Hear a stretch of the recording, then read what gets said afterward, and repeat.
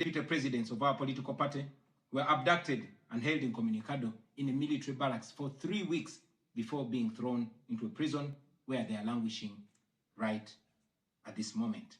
The military was deployed on our streets, shooting on spot whoever dared to challenge the criminality. It was under these circumstances that Museveni yet again declared himself winner of the election, this time with over 70% of the vote. Right now, I'm speaking to you while in hiding. This is because as soon as the election was finished, Museveni's son, who is also chief of the Ugandan military, issued an order to take me to him, dead or alive. The military acted on his order and raided my home. They tortured my family members, humiliated and undressed my wife, accusing her of hiding me. Meanwhile, they were recording and taking pictures of her, which the military chief later on shared on Twitter and bragged about capturing my wife. They also took over my home and surrounded it, and they are occupying my home as we speak right now. My wife and children had to flee the country for fear of their lives. I am in hiding, but I don't want to be in hiding. It was necessary though, so I can stay alive and be able to speak to you right now. I've said it before and I say it again, that I'll resurface at the right time in my country. I feel like the international community has abandoned us. They've ignored us and they've left us to the fate of dictators.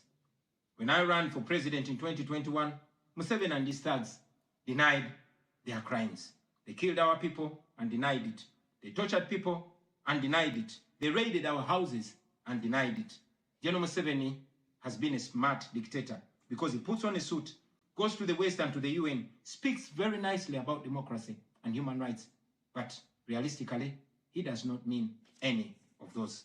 He talks about our so-called Human Rights Commission in Uganda, but the same person closed the UN Human Rights Office in Uganda 2 years ago because they dared to question him about his atrocities. Now that is how he has been able to maintain a facade of democracy for 40 years and counting. But now Museveni is 83 years old, and his 51-year-old son, Muhoozi Kainerugaba, commands our military, the Uganda People's Defense Forces, more like Uganda's defense against his own people. And he's effectively in charge. Unlike his father, Muhoozi does not play the role of a good dictator. He openly and shamelessly says despicable things on social media. On Twitter, he openly confesses and brags about committing atrocities against the people of Uganda. When he was summoned by Parliament, he called Parliament a house of clowns and fools, and he threatened to arrest all of them.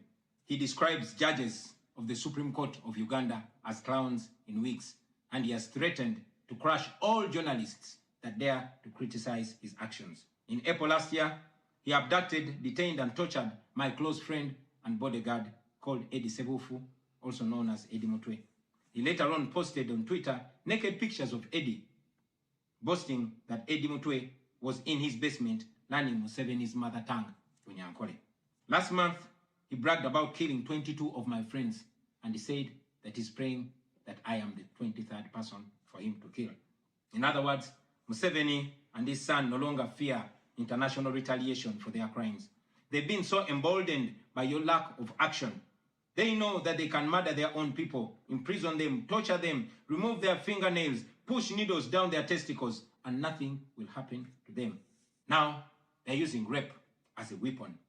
Boys and girls, men and women, people of all ages have reported being sexually assaulted by Muhoozi's military. And it's not rare. The majority of the people that they capture and unlawfully imprison have reported being raped, whether men or women.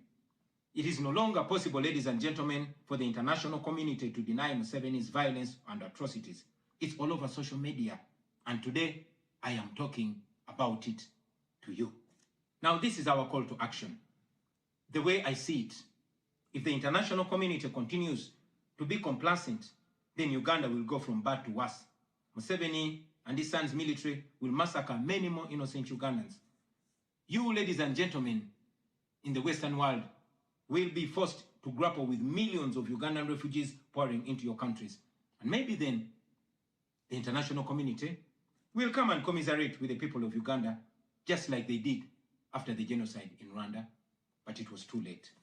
The second option is that the international community rises to the occasion. You stand by the values that you profess, democracy and human rights. You can rein in on General Museveni and his son through targeted sanctions as well as financial and legal pressures. Ladies and gentlemen, Ugandans are not seeking for pity. Ugandans are only seeking to see the world take action against the individuals that have violated their rights for far too long. Those that have abused democracy with impunity should be the starting point. Please sanction these individuals. Sanction General Museveni. Sanction General Muhoozi. Sanction all the police and military officers that are responsible for gross human rights violations. Sanction those commanders. Sanction the judicial officers that have aided criminality through deliberately misinterpreting the law or skewing it. Those that normalize electoral fraud. Those that remand to prison suspects that should actually be sent to hospital. Sanction these individuals because their combined efforts in the last election effectively give autocracy a blank check to rule over the people of Uganda for 5 years. We call upon the international community to treat General Museveni exactly how they treated Idi Amin, because Idi Amin did what he did to Ugandans for only 8 years. Museveni has done much worse to the people of Uganda, and it has been for 40 years and counting. Because of the inaction of the international community, Museveni's mode of dictatorship and human rights violations is being seen as acceptable in the region, and it must be stopped before it is exported to other countries in the region and in the continent. We ask the international community not to recognize Museveni's regime because it is not legitimate. Please terminate any forms of cooperation with this government because he is not legitimate. On our end, as the people of Uganda, we are committed to non-violent means of changing our country, non-violent means of putting an end to this 40-year-old dictatorship. And you can be sure that the people of Uganda will sooner or later free themselves, because oppressed people cannot stay oppressed forever. With your help, friends, with the help of the international community and development partners, we can change our country. We can liberate Uganda before it is too late. I thank you for listening to me, for God and my country.